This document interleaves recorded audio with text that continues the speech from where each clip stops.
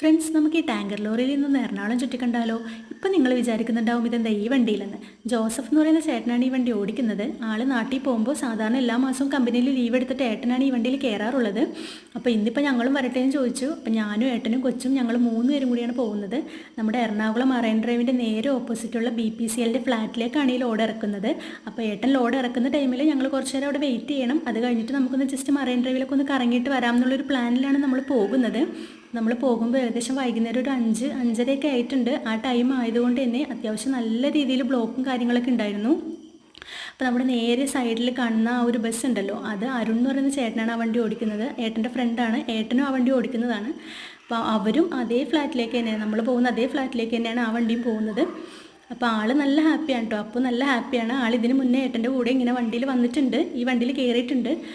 അപ്പോൾ ആൾ എന്തൊക്കെയോ അവിടെ നിന്ന് കാണിക്കുന്നുണ്ടായിരുന്നു. അങ്ങനെ ഞങ്ങൾ മറൈൻ ഡ്രൈവിലെത്തി. അത്യാവശ്യം നല്ല ക്ലൈമറ്റ് ആയിരുന്നു. ആ ടൈമിൽ മഴയൊന്നും ഉണ്ടായിരുന്നില്ല, അത്യാവശ്യം നല്ലൊരു ക്ലൈമറ്റ് ആയിരുന്നു. അപ്പോൾ ഞങ്ങൾ കുറച്ച് നേരം അവിടെ അങ്ങനെ അതൊക്കെ കണ്ടങ്ങനെ ഇരുന്നു. പിന്നെ പ്രതീക്ഷിക്കാതെ ആയിരുന്നു, പെട്ടെന്നായിരുന്നു, ഒരു നല്ല മഴയായിരുന്നു. പിന്നെ എവിടെയോ കയറിയൊക്കെ നിന്നു. കയറി നിൽക്കാൻ സ്ഥലമൊന്നും ഉണ്ടായിരുന്നില്ല. അങ്ങനെ മഴ നനയാതെ എവിടെയൊക്കെയോ കയറി നിന്നു.